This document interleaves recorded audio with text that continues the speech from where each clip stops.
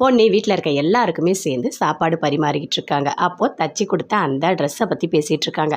சின்ன வயசில் பட்டு பாவாடை சட்டை எல்லாமே எனக்கு தச்சு போட்டிங்க, அழகாக இருக்கும், இப்போ கூட நான் வச்சுருக்கேன் அப்படின்னு சொல்லிட்டு பொண்ணு சொல்லிட்டு இருக்காங்க. அதை கேட்டவுடனே சிவானி சொல்கிறாங்க, அப்படியா பொன்னியத்தை, இங்கே பாருங்க ஜெயம்மா, எனக்கும் அதே மாதிரி பட்டு பாவாடை சட்டை நீங்கள் தச்சு தரணும் அப்படின்னு சொல்கிறாங்க. இல்லைம்மா, அப்போ தச்ச இப்போ எதுவுமே எனக்கு ஞாபகம் இல்லைம்மா அப்படின்னு சொல்கிறாங்க.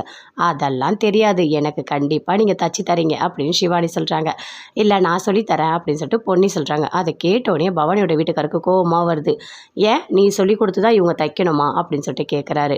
அதுக்கு சந்திரசேகர் சொல்கிறாரு, இங்கே பாரு, தெரியாததை யார் வேணால் சொல்லிக் கொடுக்கலாம், தப்பே கிடையாது அப்படின்னு சந்திரசேகர் சொல்கிறாரு.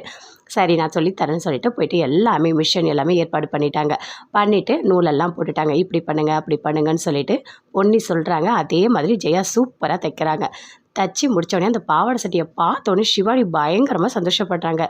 சூப்பராக இருக்குது ஜெயம்மா, ரொம்ப அழகாக இருக்குது, நல்லா கற்றுக்கங்க, அடிக்கடி நான் இந்த மாதிரி தச்சு தான் சொல்லுவேன் அப்படின்னு சொல்கிறாங்க.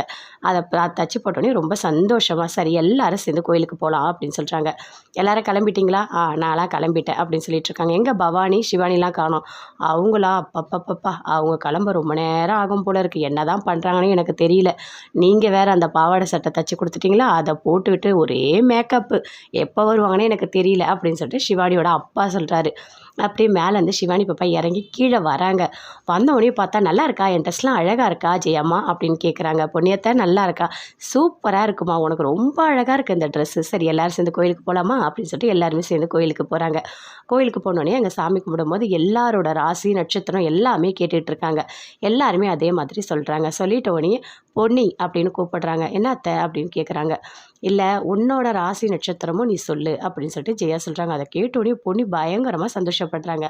என்னோட ராசி வந்து கும்பராசி சதய நட்சத்திரம்னு சொல்கிறாங்க. அங்கே எல்லாமே பூஜைலாம் பண்ணுறாங்க. பண்ணி முடிச்சோடனே பொண்ணு அப்படி கோயிலுக்கு சுற்றி வராங்க. அங்கே 2 குழந்தைங்க இருக்குது. போயிட்டு ஒரு கப்பில் சாப்பாடு கொடுக்குறாங்க. இந்தாம்மா பிரசாதம் சாப்பிடுங்கன்னு சொல்லிட்டு ரொம்ப சந்தோஷமாக இருக்காங்க. என்ன பொண்ணி ரொம்ப சந்தோஷமாக இருக்க போல அப்படின்னு சொல்லிட்டு சக்தி கேட்குறாரு. ஆமாம் அத்தை எப்படி பேசுகிறாங்க, அப்பாப்பா எனக்கு சகஜமாக இருக்காங்க, இதை பார்க்கும்போது எனக்கு எவ்வளோ சந்தோஷமாக இருக்குது தெரியுமா அப்படின்னு பொண்ணி சொல்கிறாங்க. சரி இருங்க நான் போய் கோயில் சுற்றிட்டு வரேன் அப்படின்னு சொல்லிட்டு பொண்ணி போய் கோயில் சுற்றுறாங்க. பிரீத்தி அங்கே சாமி கும்பிட்டுட்டே இருக்காங்க. அப்போ ஃபோன் அட்டன் பண்ணுறாங்க. அப்படியே வெளியே வராங்க. கொஞ்சம் தள்ளி வந்து பேசிகிட்டு இருக்காங்க. இங்கே பாருங்கப்பா, அம்மா அப்பா 2 பேர்கிட்டையுமே நான் சொல்கிறேன், என்ன கேட்காம நீங்கள் எந்த முடிவுமே எடுக்காதீங்க, நான் எதுவாக இருந்தாலும் சொல்கிறேன், நீங்கள் எதுவுமே பண்ணாதீங்க அப்படின்னு பிரீத்தி பேசிகிட்டு இருக்காங்க. அப்போ அப்படியே பொண்ணி பார்க்குறாங்க. என்ன ஏதோ அப்பான்னு சொல்கிறாங்கன்னு சொல்லிட்டு அப்படியே பொண்ணி கிட்ட வராங்க. கிட்ட வந்தோடனே அப்படியே பார்க்குறாங்க. பிரீத்தி ஃபோனை கட் பண்ணிட்டோன்னே கேட்குறாங்க, என்ன பிரீத்தி உங்கள் அப்பா கிட்ட பேசிகிட்டு இருந்தியா, அப்பான்னு சொல்லிட்டு இருந்த அப்படின்னு பொண்ணி கேட்குறாங்க.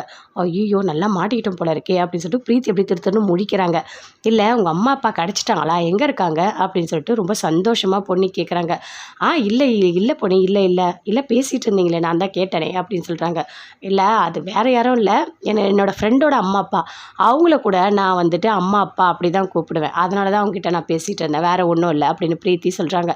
அப்படியே பொண்ணி பார்க்குறாங்க. ஓ அப்படியா, சரி நான் போகிறேன் அப்படின்னு சொல்லிட்டு அங்கேருந்து போகிறாங்க. ஐயோ கடவுளே, இன்னும் கொஞ்சம் நேரம் இருந்திருந்தால் கூட நல்லா மாட்டியிருப்போம் இவகிட்ட, ஒரு வழியாக தப்பிச்சிட்டோம் அப்படின்னு சொல்லிட்டு பிரீத்தி ரொம்ப சந்தோஷமாக அப்படியே அங்கே சாமி கும்பிட்டு எல்லாரு கூடயுமே போகிறாங்க.